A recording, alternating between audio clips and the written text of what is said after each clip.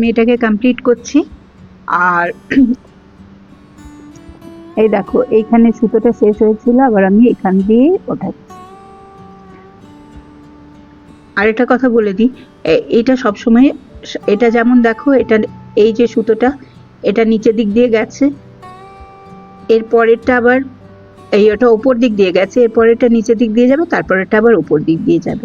বন্ধুরা, unique hand এমব্রয়ডারির আরেকটা ভিডিওতে তোমাদের সবাইকে স্বাগত জানাই। আশা করি সবাই খুব ভালো আছো।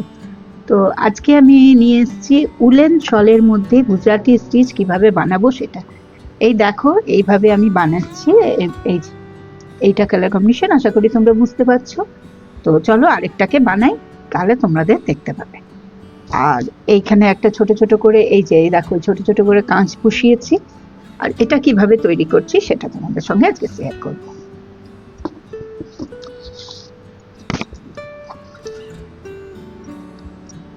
সব থেকে প্রথমে এইরকম একটা শক্ত কাগজের মধ্যে তোমরা স্কোয়ার করে, এইটা যেটা স্কোয়ার বানিয়েছি এই দেখো এইভাবে স্কোয়ার করে পরে এটাকে দাগ দিয়ে নিচ্ছি।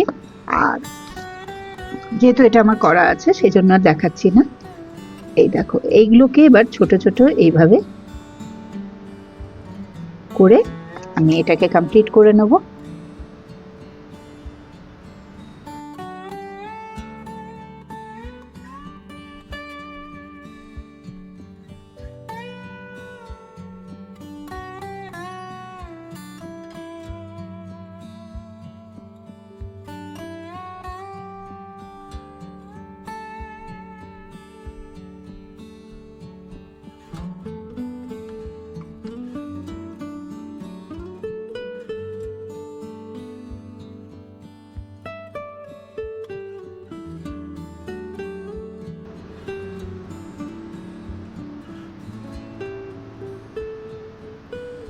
এটা আমি ফ্রি হ্যান্ডে আঁকছি, তোমরা ইচ্ছে করলে এটাকে স্কেল দিয়ে পরে আঁকতে পারো, তাহলে আমি বলবো ওটা বেশি ভালো হবে।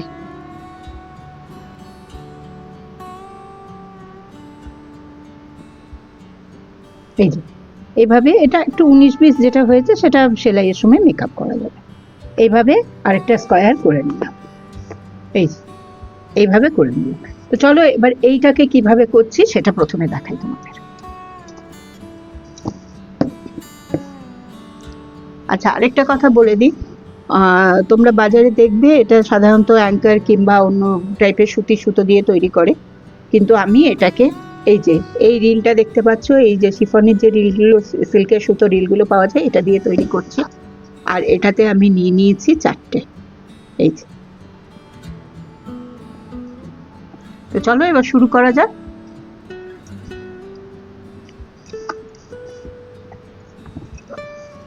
সব সময় এদিক থেকে শুরু করবে, তাতে তুমি এদিকেও করতে পারো ওদিকেও করতে পারো, কিন্তু এইভাবে শুরু করবে, তাহলে তোমার জিনিসটা করতে সুবিধা হবে।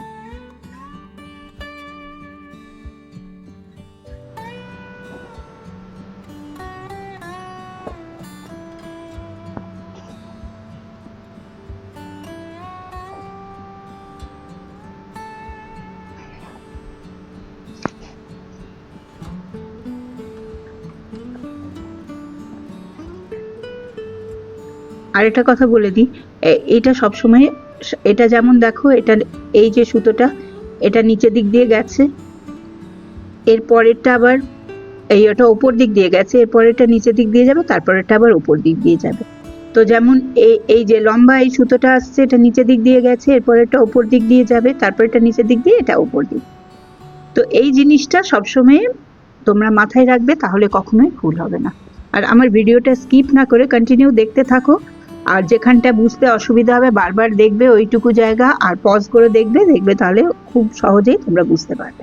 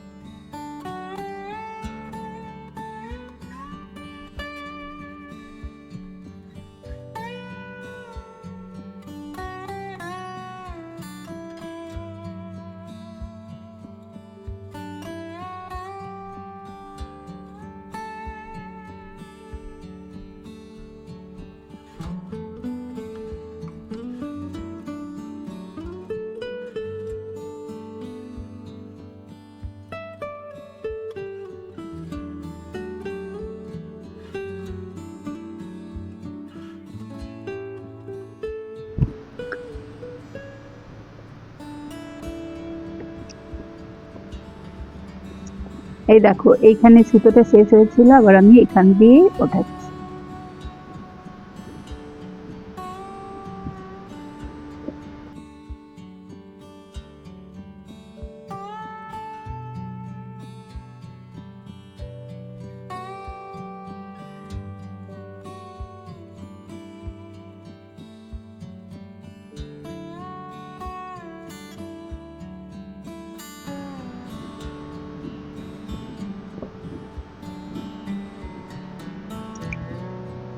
একটু ঢিলা হাতে করবে।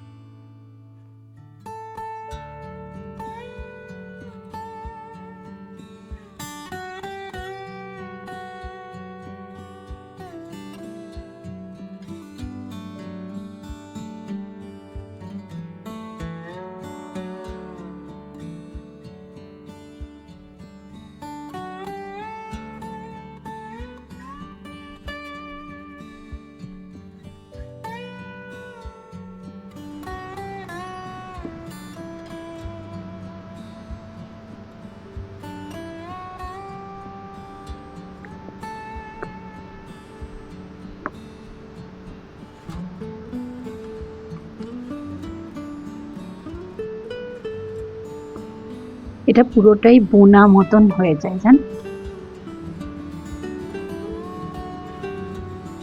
সেই জন্য ছকটা ঠিক মতন তৈরি হলে এটা বানাতে কোনো অসুবিধে নেই। আর সব থেকে মজার ব্যাপার, এই গুজরাটি স্টিচের ডিজাইন নিজেই তৈরি করা যায়।